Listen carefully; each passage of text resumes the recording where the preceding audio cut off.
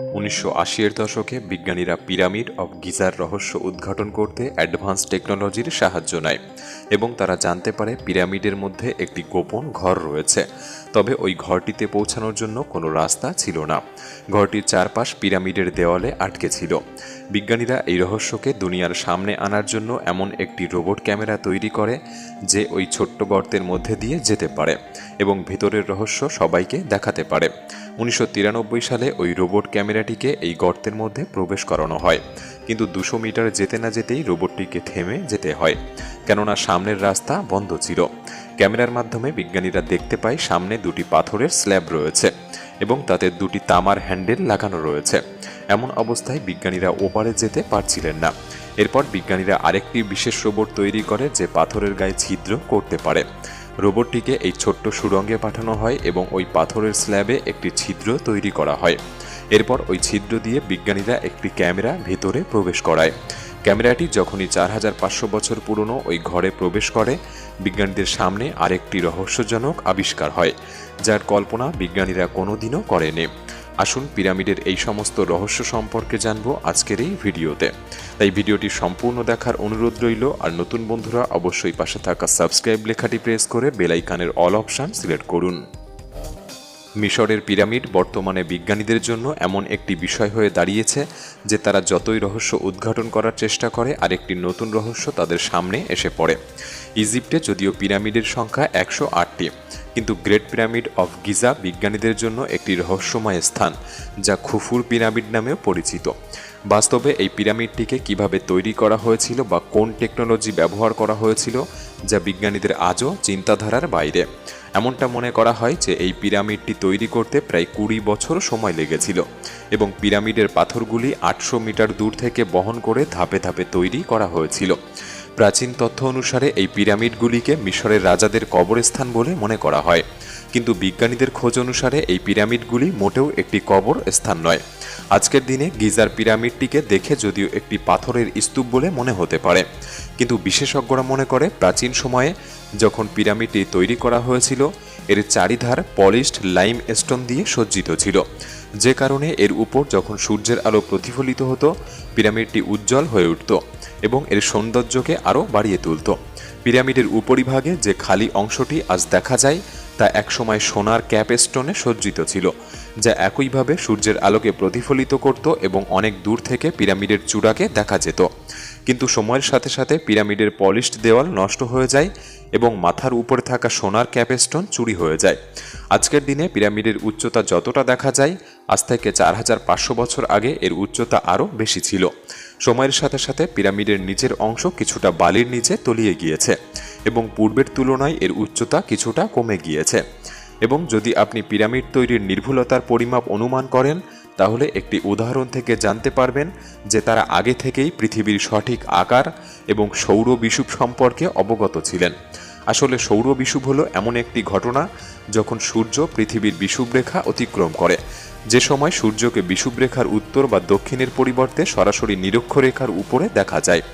এই বিষুব দিবসে দিন এবং রাত 12 ঘন্টার হয়ে থাকে, যে ঘটনা প্রতি বছর দুবার ঘটে, প্রায় 21শে মার্চ এবং 23শে সেপ্টেম্বর।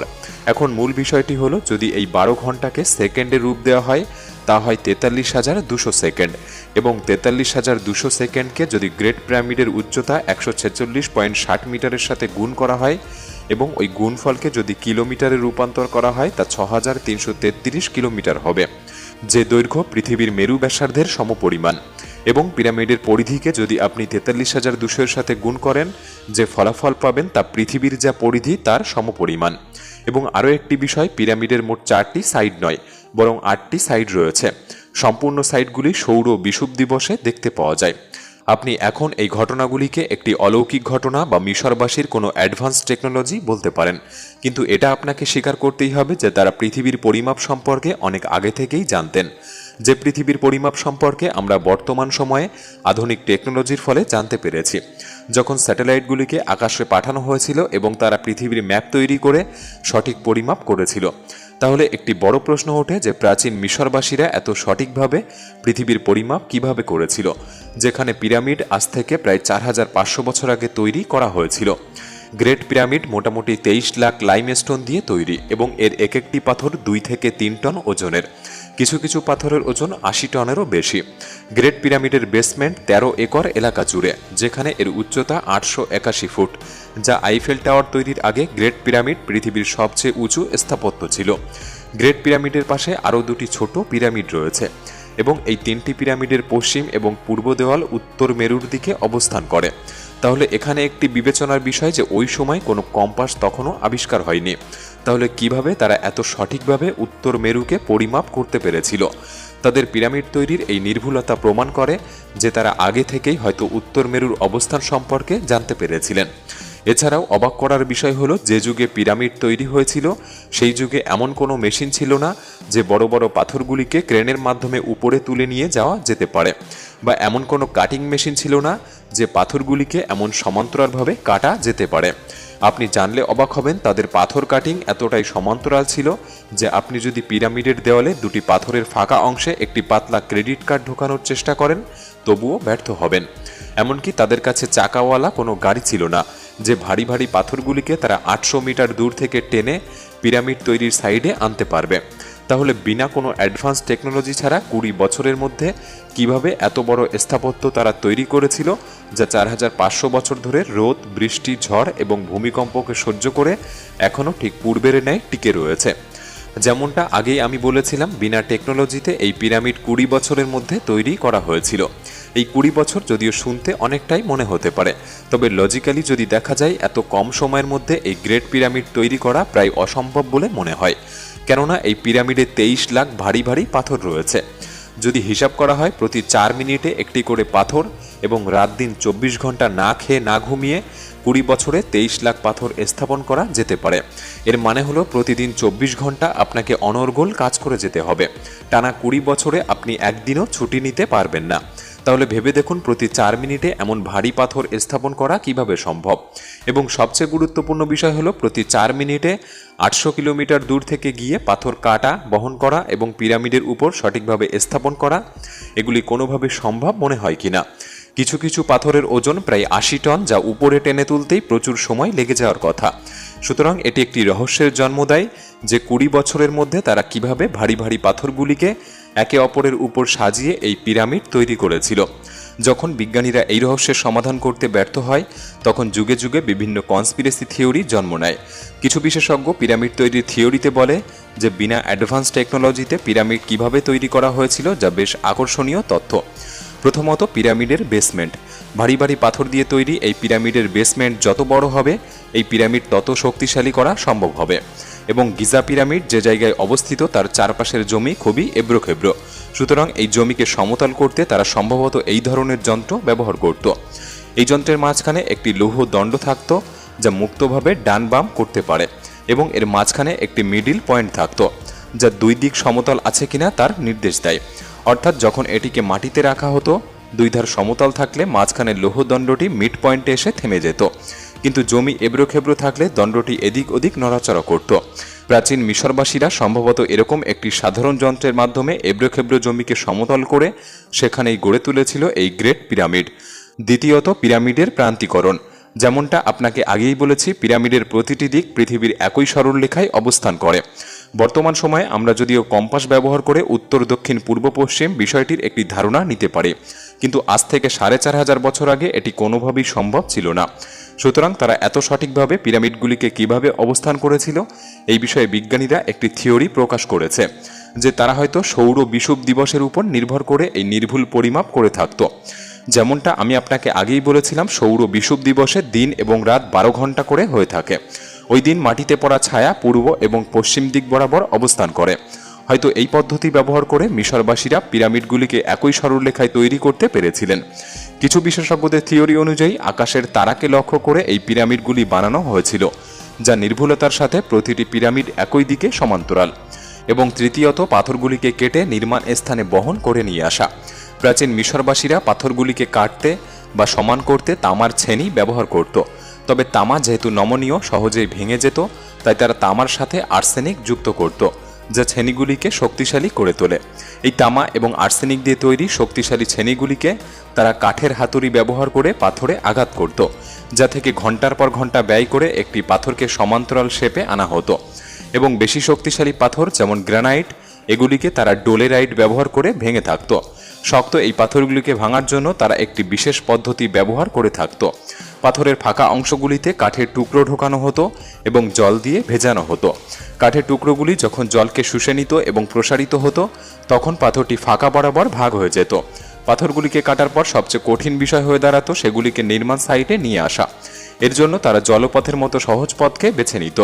কখনো কখনো বড় বড় পালতোলা জাহাজের মতো ব্যবহার বা ছোট জায়গাগুলিতে ভাসমান কাঠ ব্যবহার করে বলদ দিয়ে টানা হতো। এবং এর পরবর্তী ধাপ এই ভারী পাথরগুলিকে কিভাবে পিরামিডের উঁচু অংশে পৌঁছানো হতো। বিশেষজ্ঞদের মতে এই ভারী পাথরগুলিকে তারা হয়তো 3টি পদ্ধতিতে উঁচুতে উঠিয়ে থাকত। প্রথমত পিরামিডের উঁচু থেকে ঢালু রাস্তা, দ্বিতীয়ত স্পাইরাল বিশিষ্ট রাস্তা এবং তৃতীয়ত জিগজ্যাগ বিশিষ্ট রাস্তা।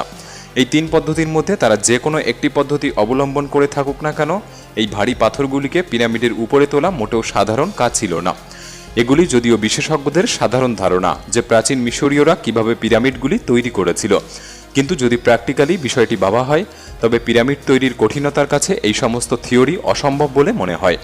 পিরামিড তৈরি থিওরিগুলি যদিও মুখে বলা সম্ভব, কিন্তু প্র্যাকটিক্যালি কতটা সম্ভব তা নিয়ে সন্দেহ থেকেই যায়। কিন্তু এতদিন পর্যন্ত যতগুলি থিওরি তৈরি হয়েছে তার মধ্যে এই থিওরিগুলি মোটামুটিভাবে কিছুটা সঠিক বলে মনে করা হয়। আসলে পিরামিডের রহস্য যতটা আমরা ভাবি তার থেকেও আরও গভীর। কিছু মানুষ এমনটাও মনে করে যে গিজার পিরামিড অন্য গ্রহের প্রাণীরা বানিয়েছিল। তারা মনে করে এলিয়ানদের কাছে সেই সময় হয়তো অ্যাডভান্স টেকনোলজি ছিল, যার মাধ্যমে তারা এই অসম্ভবকে সম্ভব করেছিল। কিন্তু আসল সত্যটা কেউই জানে না। বাস্তবে গ্রেট পিরামিড কতটা রহস্য লুকিয়ে রেখেছে এর কল্পনাও করা যায় না।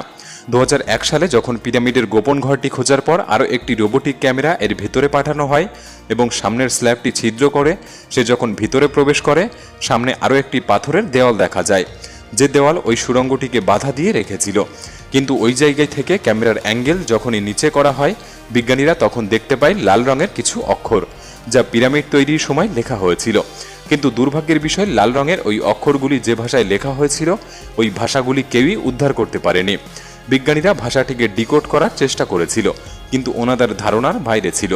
বিজ্ঞানীরা মনে করে পিরামিড স্ক্যান করার সময় তারা যে গোপন ঘরটি দেখেছিল তা ওই শেষের দেওয়ালের ওপাশেই রয়েছে। কিন্তু এখন সবথেকে কঠিন চ্যালেঞ্জ ওই স্ল্যাবের ওপাশে কিভাবে প্রবেশ করা যায়, কেননা গ্রেট পিরামিড একটি প্রাচীন স্থাপত্য এবং ওই গোপন ঘরে প্রবেশ করতে হলে প্রবেশ পথে আসা সমস্ত বাধা ভেঙে ফেলতে হবে।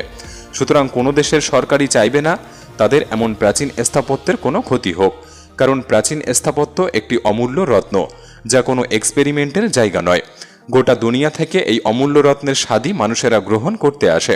মিশরে মোট 8টি পিরামিড থাকা সত্ত্বেও গিজার পিরামিড দেখতে প্রচুর সংখ্যক মানুষের ভিড় জমায়, কেননা গ্রেট পিরামিড সবচেয়ে রহস্যময় জায়গা। না জানি এমন কতগুলি রহস্যময় ঘর গ্রেট পিরামিডের ভিতর লুকিয়ে রয়েছে, যা ইজিপ্টের সরকার হয়তো কোনোদিনই সেই রহস্য উদ্ঘাটন করতে চায় না। তারা হয়তো চায় মানুষের কৌতূহল বজায় থাকুক। হয়তো সেই কারণেই মিশরের প্রাচীন পুরাতত্ত্ব মন্ত্রী জাইহাওয়াস গ্রেট পিরামিড থেকে পাওয়া কিছু সন্দেহজনক জিনিস গোপনে চুরি করে নিয়েছিলেন। আসলেই ভবিষ্যৎ বলতে পারবে গ্রেট পিরামিডের ভেতরে কী রহস্য লুকিয়ে রয়েছে। গ্রেট পিরামিডের মতোই এমনই একটি রহস্যময় জায়গা রয়েছে, যে জায়গা সম্পর্কে পৃথিবীর সমস্ত মানুষের কৌতূহল কোনোদিনও শেষ হবে না। যে জায়গাটি হলো এরিয়া 51। আপনি যদি ইন্টারেস্টেড হন আমাদের কমেন্ট বক্সে লিখে জানাতে পারেন। আমরা চেষ্টা করব ভিডিওটি উপস্থাপন করার। আজকের ভিডিওটি ভালো লাগলে একটি লাইক করতে পারেন। তাহলে দেখা হচ্ছে পরবর্তী নতুন একটি এপিসোডে। ধন্যবাদ।